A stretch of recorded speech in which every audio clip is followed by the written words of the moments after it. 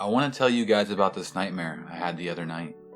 Some may not find it scary, but for me, it was very unsettling, and I can't help but think there's some symbolism here. Let me know what you guys think of it in the comment section.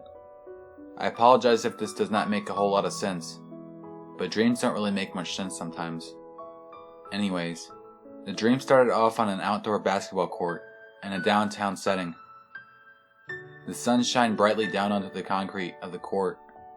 It's funny, because I'm the most unathletic person you'll ever meet. This court had nobody but myself on it at first. I started walking around the court in a lap formation. When I turned the second corner of the basketball court, there suddenly appeared a bustle of random people. Old, young, middle-aged, and some other people I didn't know. They were just standing and shuffling around, talking to each other. Except for one particular individual amongst the random bunch. There was a big, bald, fat man standing next to my path of travel. The man had no shirt on.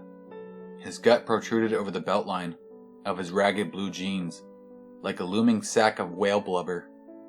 The man was also covered head to toe in a tribal tattoo. He honestly looked like an overweight Yakuza enforcer. The disgusting looking man looked at me intensely, grinning with a mouthful of gold teeth. But that wasn't the weirdest thing. The weirdest thing was that he was sidestepping closer to me as I was approaching. It was really fucking disturbing to look at. I quickened my pace to make my way past the fat, smiling, tattoo-covered weirdo. I didn't look back.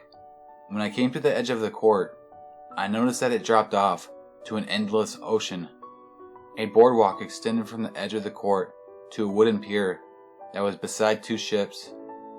I know it sounds crazy, but hey, remember what I said earlier about dreams. I walked up the boardwalk to the wooden pier. I noticed that the sky was now a glooming gray color.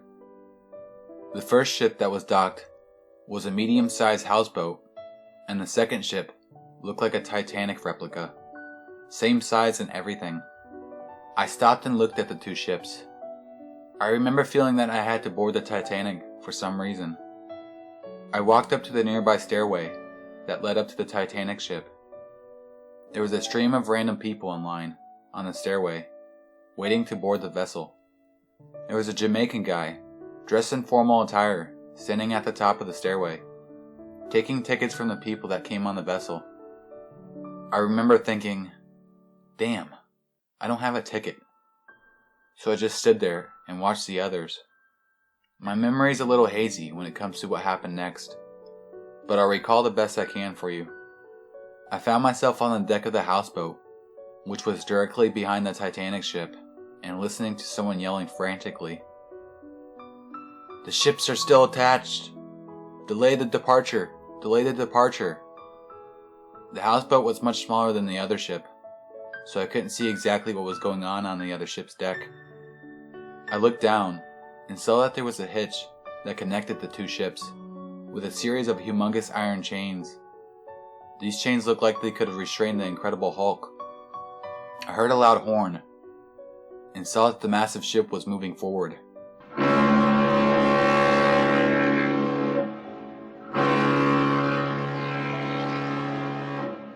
The iron chains stretched out until they reached their limit. A loud clank was heard as the chains ran out of slack. The Titanic ship then began to rock side to side. The screams of the ship's occupants could be heard as they were tossed overboard and below. Their bodies flew off the ship as it continued rocking. Let me put this into perspective for you. Have you ever seen a ship the size of Titanic rocking back and forth at the same speed and velocity as a wooden rocking chair? It is quite a freaky and unsettling sight to behold. I know the physics may not add up, but this is a dream, remember? Suddenly, I too was plummeting into the ocean. I guess all the commotion sent me overboard as well.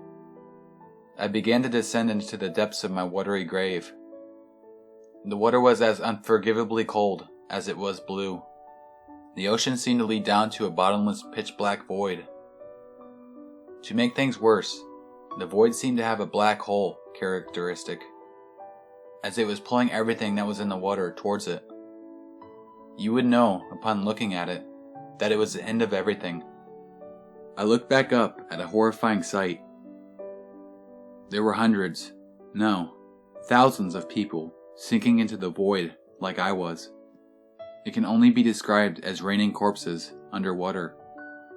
I say corpses because somehow I got a close-up view of one of the falling bodies, and it was in a decaying skeletal state. All of them were. The people tossed over the Titanic ship have already become withered and rotted. Their empty eye sockets stared at me as they descended. I could feel the same thing happening to me. I could see my hands turning into bones.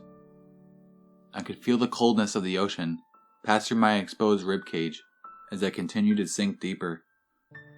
Among all this chaos, somehow, the Titanic ship was split into two halves and fell into the depths with all the raining corpses. It fell unnaturally fast, defying the laws of physics once again. It was only a matter of seconds before the two halves disappeared into the black void below. I then strained my bony neck to look up, breaking off a piece of decaying flesh as I did. I saw the remains of the houseboat about to come down on me. Just before it hit me is when I finally woke up.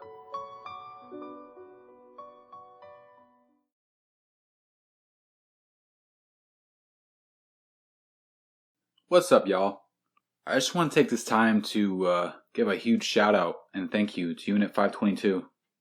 We did a little collaboration, as you can see. He gave me one of his stories to narrate on my channel, and I wrote him one of mine. If you're really looking for a good horror channel, where you can get a variety of things, I'd highly suggest you check out Unit 522.